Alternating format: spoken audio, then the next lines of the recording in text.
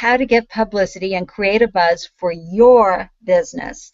And I know Christina has a lot to share with us now about that. So you gained all this great knowledge and you decided to turn it into a book. What prompted you to do that? I had called a publisher for a friend trying to make an introduction, somebody who I had met at a trade show. So this is why networking is so important. One of the big things I tell people, it's not only who you know, but it's who they know.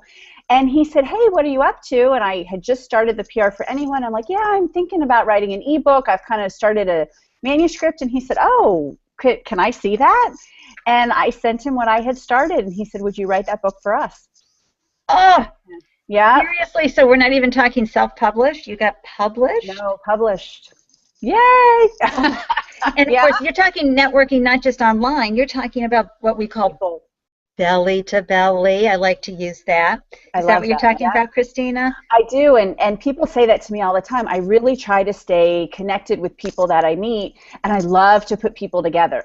You know, oh, well, you and I, we met, and I connected you with somebody that I knew that right. possibly help out with the business. I just love to do that. So it's just, and everybody has these connections. You don't even realize how connected you are until you really start to pay attention and see who you can put together. Right. So there you were. You did all your research, and you figured out, how did you figure out what media to target? And you have a really funny story you have to share with everybody, how you got onto national news, which, by the way, they do your hair and makeup on national news. Yes, they do. I do love that. But you got into national before you got to local. I did, which never happens. And I teach a lot, and I do workshops, and I tell people, focus on your local, because national television will never put you on, but this was just a unique scenario. I had answered a HARO query, and if people don't know what HARO is, it's help a reporter out, and so many people are like, oh, it doesn't work, oh, it takes too much time. I have ways to make it go really fast, and I've been on national television twice because of that, and in national publications. But one of those was the Steve Harvey Show. And it kind of was an all-day. I had done the HARO query, and just months later they came back to me, and I didn't know it was the Steve Harvey Show. And then they said that you responded to this, and a full day of interviews on the phone. And at 9 o'clock that night they call me, and I have my mom hat on, and I'm walking out of the Booster Club meeting with my husband, and it was the Steve Harvey Show, and they said, we'd like to have you on the show. And I said, oh, fabulous. When? And they said, oh, we're filming tomorrow. What's your airport of choice, and what's the name on your driver's license? And I'm like, my husband's like, just go. I'll figure it out. Just go. Oh my gosh. Again, she said yes, and she figured it out later. That's Tina Fey's really great advice as well. That's awesome. So you went the next day? I went. I flew out the next day. I spent the night. Then the following day, then they had the limo come. Well, the limo took me to my hotel, and then they took me to the studio. And yeah, you get hair and makeup. And I was hugging the makeup girls because I have never looked so beautiful in my life. Like, can you come home with me, please?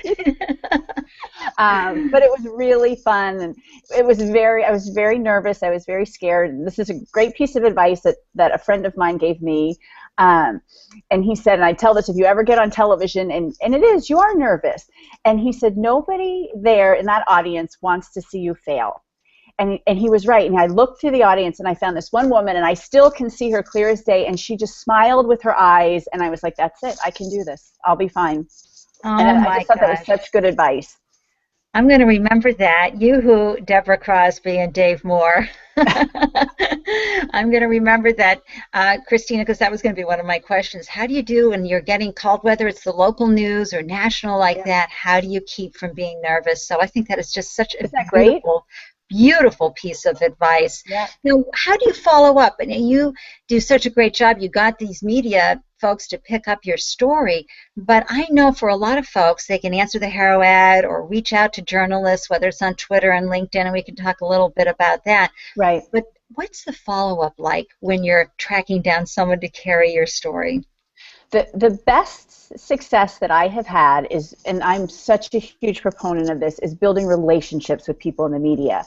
And that might mean that you give that journalist a lot of stories, other stories that aren't about you, before they cover you. And my perfect example, I have a Fox News anchor here in DC, and I pitched her my idea. She liked it, but we couldn't figure out, how to fit it in. And in the meantime, I had given her other stories. I started to really watch her. I'm like, oh, Laura, I know so-and-so. I think this would be great for you on this segment. And I just kept giving her people and giving her people. And she now sends me emails that I'm her go-to all things entrepreneurial and signs all emails XOXO. I love it. So, but I am now also a repeat guest on Fox. But that's because I have done so much to help her that if there's a story that I would be good for, guess who she calls?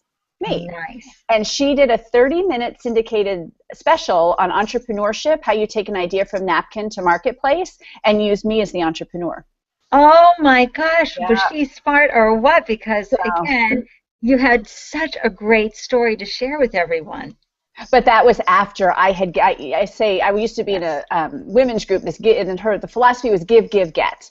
So I'm a firm believer. The more you give to a journalist, that's not necessarily you wanting anything, that will pay you back tenfold at the end.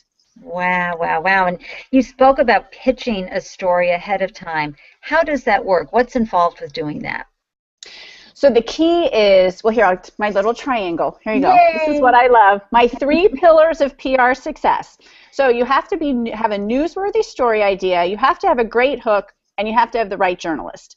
And the reason you need all 3 of these is, say you know how to write a headline really well, but you don't have the right journalist. Or you have a newsworthy idea, but you don't have the right journalist. Well, the person you send it to is going to delete it. Say you have a great idea, a great story, but you don't know how to get the journalist to read it from the subject line. They're going to delete it. So that's why you really need all 3 of these. And the most important, I think, is the hook, because you've got to get them to open your email. Because some especially like CNN, Today's Show, they could get 1,000 emails in a day. Yeah. You've got to stand out in that sea, and that's why you need all 3. If you have all 3 of those, your percentage of success will skyrocket. Wow, wow, wow. That's tremendous advice. And that's something that you talk more about in your book, PR for Anyone, right? I do. I talk a lot about that. Yep. Yeah. Lots of tips.